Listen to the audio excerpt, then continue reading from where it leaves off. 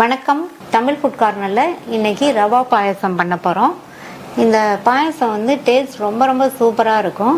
நம்ம சாதாரணமாக வீட்டில் பண்ணுற மற்ற பாயசங்களோட இதை வந்து நம்ம ரொம்ப ஈஸியாக வேகமாக செஞ்சிடலாம்.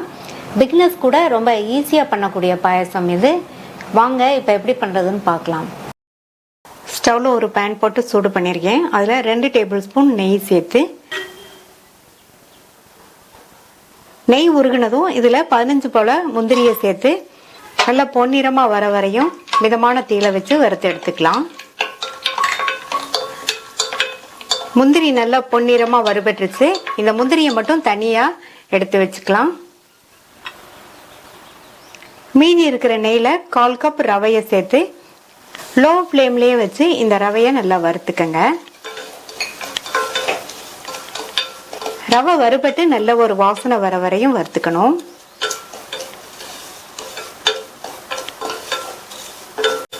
லோ ஃப்ளேம்லேயே வச்சு கைவிடாம வறுத்து ரவையோட கலரும் லைட்டாக சேஞ்ச் ஆகிருக்கு. நல்ல ஒரு வாசனை வந்துட்டுருக்கு. இந்த அளவுக்கு வறுத்துக்கணும்.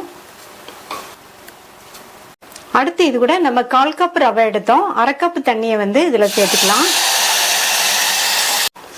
லோ ஃப்ளேமில் வச்சு கைவிடாமல் கிண்டி கொடுத்துட்டே இருப்போம்.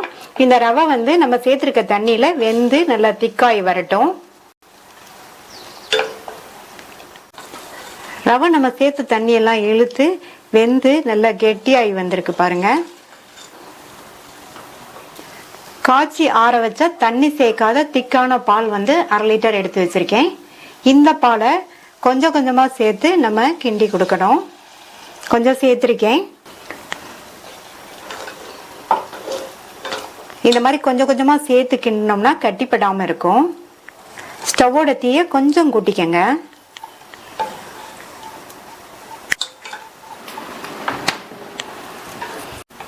அடுத்து இன்னும் கொஞ்சம் பால் சேர்க்கிறேன்.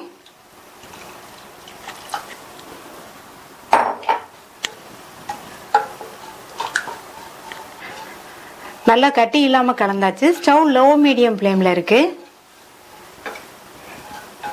மீதி இருக்கிற எல்லா பாலையும் சேர்த்தாச்சு. இந்த பால் வந்து நல்லா சூடாகி வரட்டும். பால் சூடாகி கொதிக்க ஆரம்பிச்சிருச்சு. இந்த ஸ்டேஜ்ல இதுல கொஞ்சமா குங்குமப்பூ சேர்த்துக்கலாம்.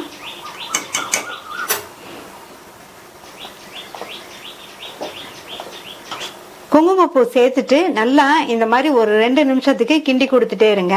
இந்த பாலோட சேர்ந்து ரவை 2 நிமிஷத்துக்கு வெந்துட்டு இருக்கட்டும். இப்ப 2 நிமிஷம் ஆச்சு. இதுல வந்து சர்க்கரை சேர்த்துக்கலாம். 1/4 கப் ரவைக்கு 1க்கு 2 பங்கு 1/2 கப் சர்க்கரை சேர்க்கிறேன்.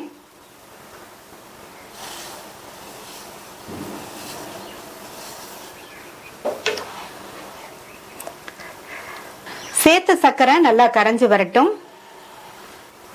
இப்ப சேர்த்த சர்க்கரை கரைஞ்சிருச்சு. எல்லாம் ஒன்று சேர்ந்து ஒரு 2 நிமிஷத்துக்கு கொதிக்கட்டும். நிறைய பால் சேர்த்து இந்த பாயசம் பண்றதுனால இந்த ரவா பாயசம் பாத்தீங்கன்னா டேஸ்ட் ரொம்ப சூப்பரா இருக்கும். அதே சமயம் நம்ம ரொம்ப ஈஸியாவும் பண்ணிடலாம். சர்க்கரை சேர்த்து நல்லா 2 நிமிஷம் கொதிச்சிருச்சு. அடுத்து இது கூட 1/4 டீஸ்பூன் ஏலக்காய் பவுடர், நம்ம நெய்ல வறுத்த முந்திரி சேர்த்து நல்லா கலந்து விட்டுட்டு ஸ்டவ் ஆஃப் பண்ணிடலாம். பாயசம் இந்த கன்சிஸ்டன்சில இருக்கு. இது ஆறுனா இன்னும் கொஞ்சம் திக்காகும். டேஸ்டான ரவா பாயாசம் ரெடி ஆயிடுச்சு. ட்ரை பண்ணி பார்த்துட்டு உங்க கமெண்ட்ஸை சொல்லுங்க. இது வரைக்கும் தமிழ் ஃபுட் கார்னர் சேனலை சப்ஸ்கிரைப் பண்ணாதவங்க சப்ஸ்கிரைப் பண்ணிட்டு பக்கத்தில் உள்ள பெல் பட்டனையும் கிளிக் பண்ணிக்கங்க. தேங்க்யூ.